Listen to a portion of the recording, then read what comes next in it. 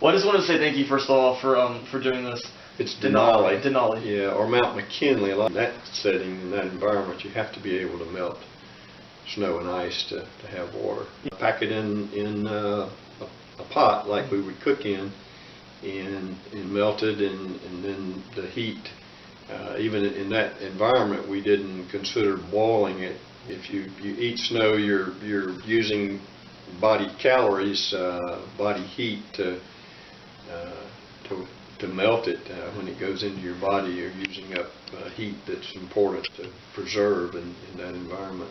Particularly at higher altitudes, you get a combination of dehydration and then the effects of high altitude, and it can be very dangerous. So staying adequately hydrated, even in a very cold environment, is probably as critical as it is in a very hot environment. So you said you didn't boil it; you just let the snow melt. Mm-hmm. Did anyone on your team experience anything from maybe the snow not being purified, like any pathogens, or was it pretty? No. No. I guess it's pretty clean at the altitude. It's a pretty clean environment. I've backpacked and been in a lot of different wilderness environments around the world, and having to obtain potable or clean water is very important, again, for survival, whether it's in the Rockies or in Bolivia or other so-called wilderness environments. And even in the environment around here,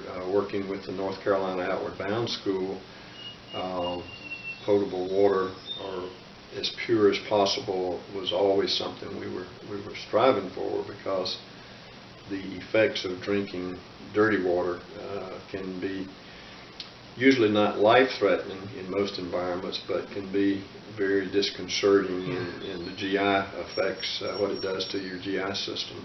Drinking water coming out of what appears to be a clean source can get you into trouble, and particularly in the Rockies. And the problem there is usually an infection with Giardia.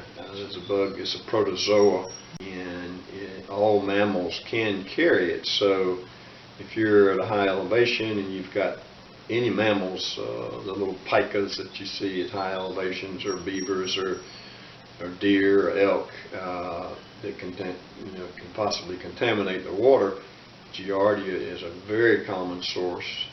Giardia is the big thing around here, and so what you experience with Giardia infections is upset stomach, severe cramping, diarrhea, sometimes some nausea and vomiting along with it, but mostly lower GI symptoms. It's not life-threatening, but it can make you pretty miserable, particularly if you're in a travel situation. Yeah, boiling, historically, boiling is the safest and simplest way to kill all the pathogens. One of the major disadvantage of boiling water to purify it is the consumption of fuel. It used to be standard that we would tell people, we would teach students that you needed a roiling boil. You needed it really boiling vigorously for at least 10 minutes. Nowadays, most of the literature says only a minute is necessary. But then you add a minute for anything above 10,000 feet. So the boiling point lowers as you go up, so you need a longer time. So where running it through some type of filter, where that would come into play is if you've got water that is very turbid, and when I say turbid, it's full of particulate matter. It'd be like going out here in a mud puddle and saying, I've got to drink out of that mud puddle or I'm going to die of dehydration.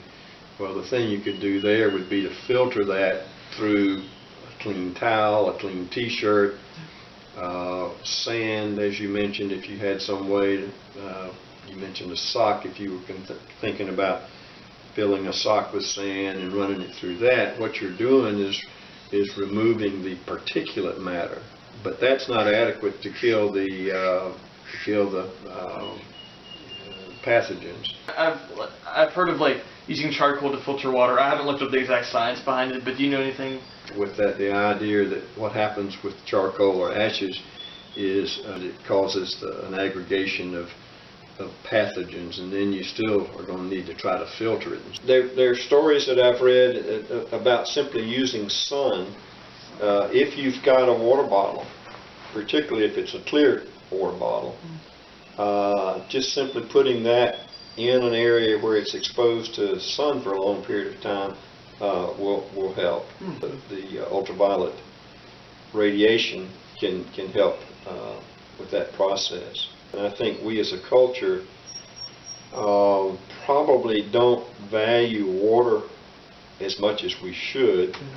We tend to allow industry and big business to dictate the water quality that's available out there. It's how important it is that we take care of the water we have.